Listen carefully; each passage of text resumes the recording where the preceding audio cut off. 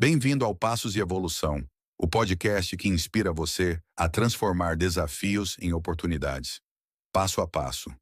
Prepare-se para reflexões, aprendizados e ferramentas que te ajudarão a construir uma vida com mais propósito e crescimento.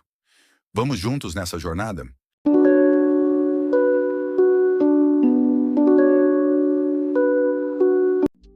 TDAH, um transtorno ou um superpoder?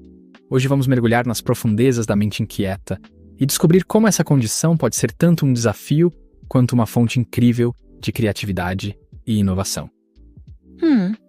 Isso é fascinante. Muitas pessoas ainda veem o TDAH apenas como um problema, não é? Exatamente. E é aí que entra a beleza da nossa discussão de hoje. Vamos desconstruir alguns mitos e explorar como o TDAH pode ser uma verdadeira vantagem em certos aspectos da vida. Bem, eu estou super curiosa. Por onde começamos? Vamos começar com o básico. O TDAH, ou transtorno do déficit de atenção e hiperatividade, afeta cerca de 5% da população mundial. Mas aqui está a parte interessante. Muitos especialistas acreditam que essa porcentagem pode ser ainda maior, já que muitos casos permanecem não diagnosticados. Uau! Isso é muito mais comum do que eu pensava. Mas me diga, quais são os principais sintomas? Bem, os sintomas principais são desatenção, hiperatividade e impulsividade. Mas, e aqui está a chave, esses sintomas se manifestam de maneiras diferentes em cada pessoa. Por exemplo, algumas pessoas com TDAH podem ser extremamente focadas em tarefas que as interessam, um fenômeno conhecido como hiperfoco. Hiperfoco? Isso parece contradizer a ideia de déficit de atenção, não é? Exatamente, é um dos muitos paradoxos do TDAH. As pessoas com TDAH não têm falta de atenção, mas sim dificuldade em regular sua atenção. Quando algo realmente as interessa, elas podem entrar nesse estado de hiperfoco, ficando completamente absorvidas na tarefa por horas a fio. Fascinante! Então, é como se eles tivessem um interruptor de atenção que está sempre ligado ou desligado, sem meio termo. Ótima analogia. É mais ou menos isso. E esse hiperfoco pode ser uma ferramenta poderosa. Pense em um programador que passa horas imerso em código, ou um artista que trabalha incansavelmente em uma obra até que esteja perfeita.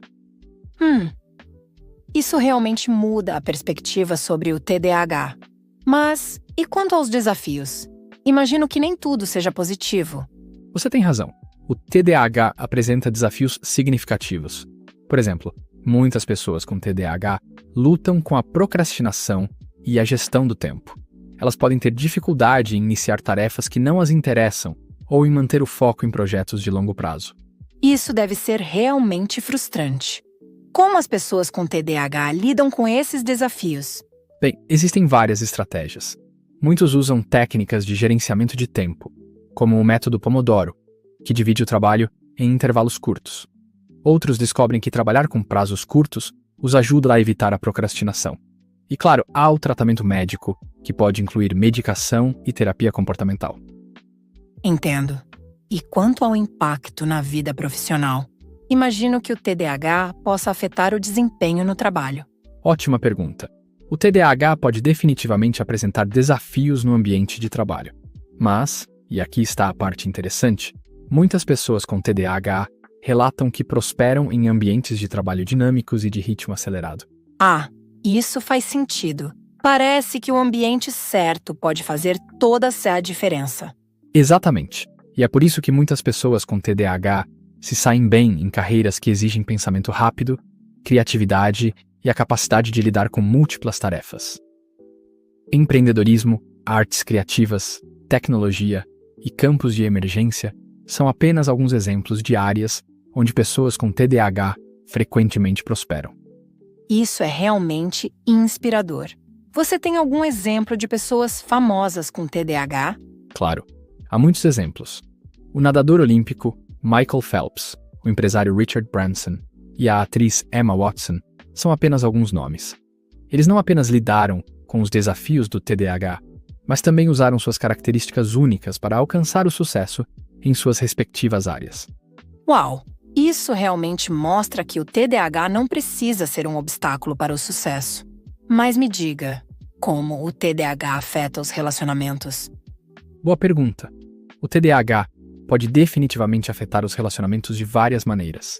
A impulsividade associada ao TDAH pode levar a interrupções frequentes em conversas ou decisões precipitadas. A dificuldade em manter o foco pode fazer com que a pessoa pareça desinteressada ou distante.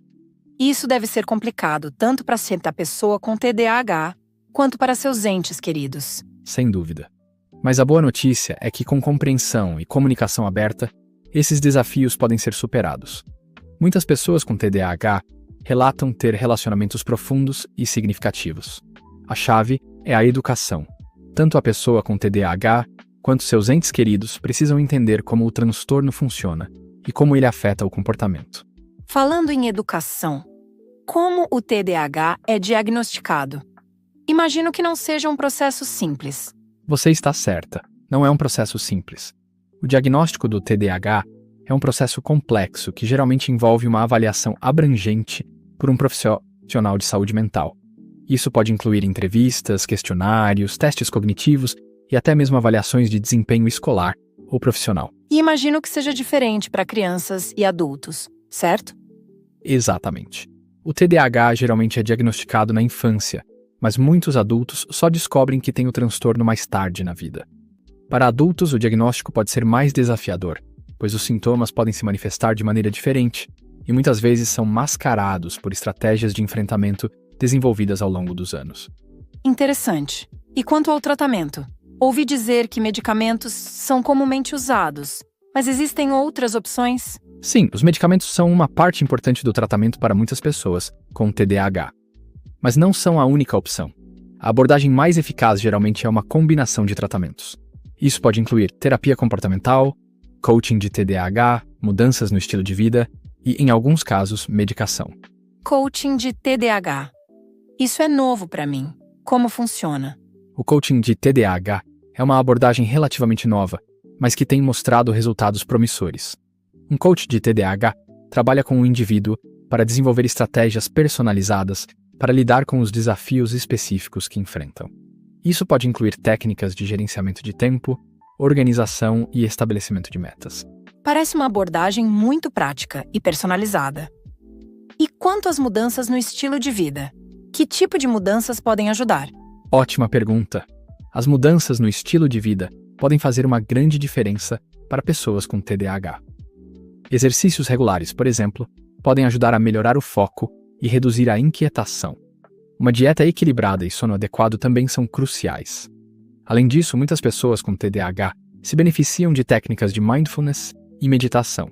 Tudo isso parece fazer muito sentido. Mas me diga, qual você acha que é o maior desafio para as pessoas com TDAH na sociedade atual? Essa é uma pergunta complexa. Eu diria que um dos maiores desafios é o estigma e a falta de compreensão sobre o TDAH. Muitas pessoas ainda veem o TDAH como uma desculpa ou uma falha de caráter, em vez de uma condição neurológica real. Isso pode levar à discriminação no trabalho, na escola e até mesmo em relacionamentos pessoais. Isso é realmente triste. O que podemos fazer para mudar essa percepção? Bem, a educação é fundamental. Quanto mais falarmos abertamente sobre o TDAH, mais podemos ajudar a desmistificar o transtorno.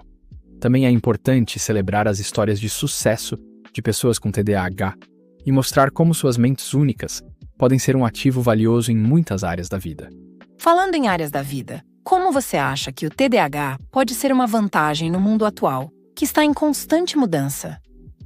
Ótima pergunta. Na verdade, muitas características do TDAH podem ser vantajosas no mundo atual. A capacidade de pensar rapidamente e fazer conexões incomuns pode ser um grande trunfo em campos que exigem inovação. A energia e o entusiasmo característicos do TDAH podem ser contagiantes e inspiradores em ambientes de equipe.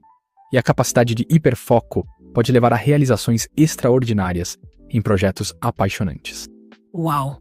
Isso realmente coloca as coisas em perspectiva. Parece que, com o apoio e as estratégias certas, o TDAH pode ser não apenas gerenciado, mas até mesmo transformado em uma vantagem. Exatamente. E é essa a mensagem que queremos deixar hoje. O TDAH apresenta desafios, sem dúvida, mas também oferece uma perspectiva única e valiosa.